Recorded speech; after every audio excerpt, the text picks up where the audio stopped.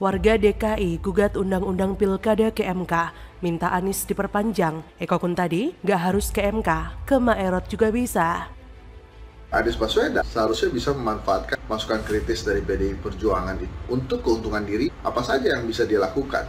Misalnya menyambut masukan kritis itu dengan solusi yang baik. Yang kedua dengan program yang baik. Dan yang ketiga dengan policy yang baik. Justru dengan ada masukan kritis, maka kepala daerah punya panggung tuh untuk menjelaskan program-program apa saja yang telah dilakukan untuk rakyat, untuk masyarakat. Harus ngurusin daerah menjadi PJ Gubernur, kemudian juga harus mengurus jabatan struktural ASN yang dia sandang sebagai eselon 1 di pusat. Belum lagi dia cuma sendiri.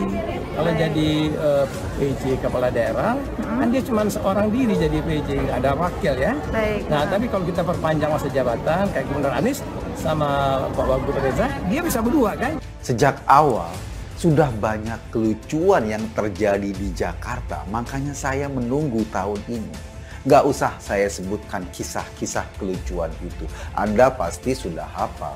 Mulai dari anggaran lem Aibon, OKOC yang gak jelas, jaring hitam yang nutupin kali, rumah DP 0% yang sekarang entah gimana kabarnya, Formula E, sampai sumur resapan yang ternyata lebih jago meresap anggaran ketimbang meresap air hujan.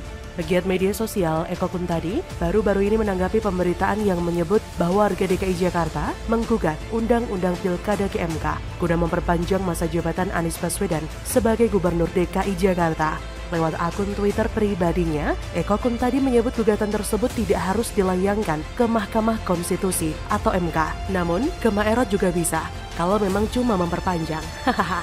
Sontak, cuitan Eko Kuntadi tersebut mendapat tanggapan yang beragam dari warganet. Akun dengan nama Ali Usman menyebut bahwa yang mau menggugat Undang-Undang Pilkada itu orang yang gak waras. Masa undang-undang mau disesuaikan dengan keinginannya sendiri? Sejatinya, mereka itulah yang bego.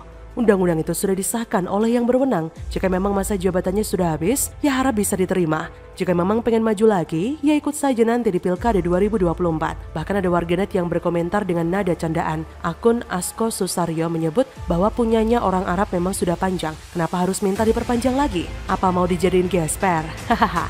Akun dengan nama @intankarmila14 juga menilai bahwa Kadrun memang gila tiap hari nyinyirin Pak Presiden Jokowi karena dianggap ingin memperpanjang masa jabatan presiden. Tapi sekarang si Wan Abud Anies didorong untuk diperpanjang jabatannya. Kadrun emang brengsek. Seperti diketahui dilansir dari laman Detik, sejumlah warga DKI Jakarta mengajukan judicial review Undang-Undang Pilkada ke Mahkamah Konstitusi.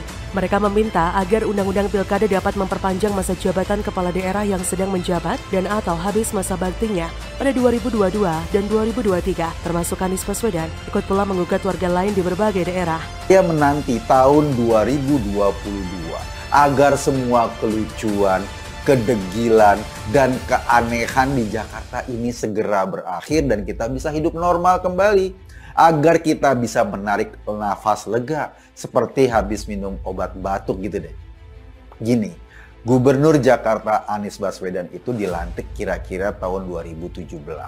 Nah, pada tahun ini, 2022, masa jabatannya habis. Para penggugat atau pemohon ini menguji pasal 201 ayat 9 Undang-Undang Pilkada, juga pasal 201 ayat 10 dan pasal 201 ayat 11. Menurut pemohon, kekosongan kepemimpinan tersebut belum diatur dalam peraturan perundang-undangan atau kekosongan hukum karena masa jabatan penjabat hanya 1 kali 2 tahun. Sementara itu, kekosongan masa jabatan penjabat faktanya dapat terjadi melebihi jangka waktu sebagaimana diatur dalam pasal 201 ayat 9 Undang-Undang Pilkada Jungto penjelasan pasal 201 ayat 9 Undang-Undang Pilkada.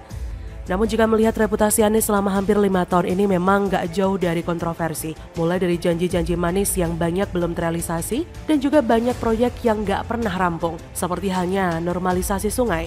Selama 4 tahun terakhir, pekerjaan normalisasi sungai terhambat dan terkesan mandek karena Pemprov DKI tidak melakukan pembebasan lahan. Bahkan, PDIP di DPRD DKI Jakarta menyebutkan bahwa selama 4 tahun terakhir, Pemprov DKI tidak melakukan normalisasi sedikit pun. Belum lagi polemik yang muncul di ajang balap Formula E yang ditengarai ada unsur korupsi pada ajang tersebut. Jadi, dari contoh itulah Anies akan terkesan sulit untuk memperpanjang jabatannya. Apalagi kalau sampai ikut pemilu di 2024, itu akan lebih mempersulitnya lagi. Karena dari kinerja sudah bisa dibaca kualitasnya. Itulah saat-saat yang paling saya nantikan. Saya yakin nantian ini juga dialami oleh banyak warga Jakarta. Pemerintah dan DPR sudah sepakat menggelar pemilu serentak pada 2024. Pemilu presiden dan legislatif digelar pada Februari 2024, sedangkan pilkada digelar pada November 2024.